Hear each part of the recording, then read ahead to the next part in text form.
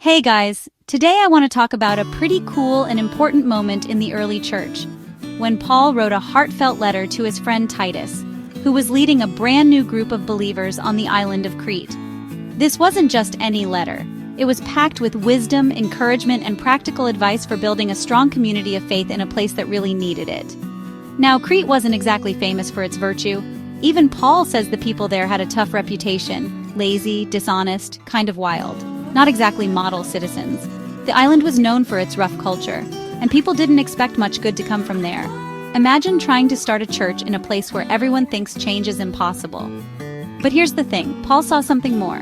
He knew that when God saves people, he doesn't just promise them a future in heaven. He gives us a new way to live, right now. Paul believed that God's power could transform even the most unlikely people and places, and that's exactly what he wanted Titus to remember. Paul tells Titus, "The grace of God has appeared that offers salvation to all people." That's Titus 2:11. This grace isn't just for a select few, it's for everyone, no matter their past or reputation. It's a message of hope that can break through any barrier. Basically, Paul's saying, look, God saves us not just so we can coast through life, but so we can say no to sin and start doing good. It's about living with purpose, making a difference, and showing the world what God's love looks like in action. It's not about being perfect. It's about letting God change us from the inside out.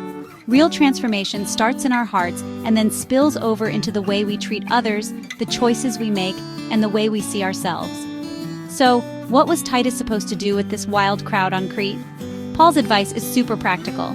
First, he tells Titus to teach people how to live for God, what it actually looks like every day. It's not just about believing the right things, but about living them out in real life.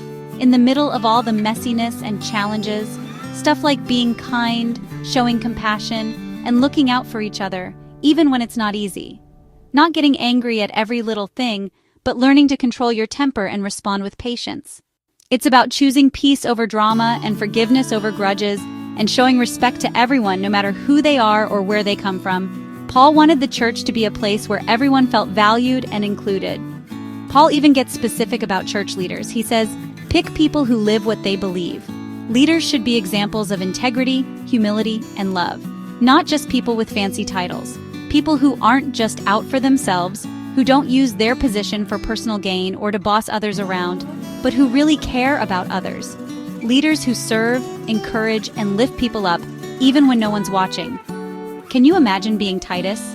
Young, probably a little nervous, trying to lead a bunch of new believers who were used to doing things their own way. It must have felt overwhelming at times, like he was in way over his head. But Paul gives him this big encouragement. God is the one who changes hearts.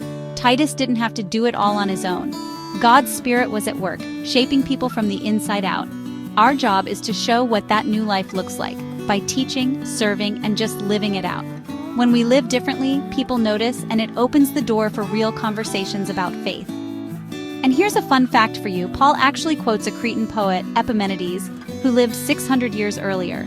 Even he knew the people of Crete needed a little help. It's like Paul was saying, hey, even your own poets admit you've got some issues, but that's exactly why God's grace is so amazing.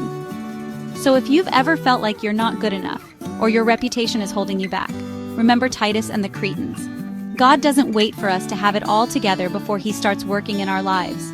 God loves to transform people from the inside out, and he loves to use us, flaws and all, to lead others. Your story, your struggles, and your growth can inspire someone else to believe that change is possible for them too. That's what Paul wanted Titus, and us, to know. Let's live out that new life with faith, kindness, and a willingness to step out of our comfort zones, and a whole lot of courage. Because sometimes, living differently takes guts. But you never know who you might inspire along the way. See you next time.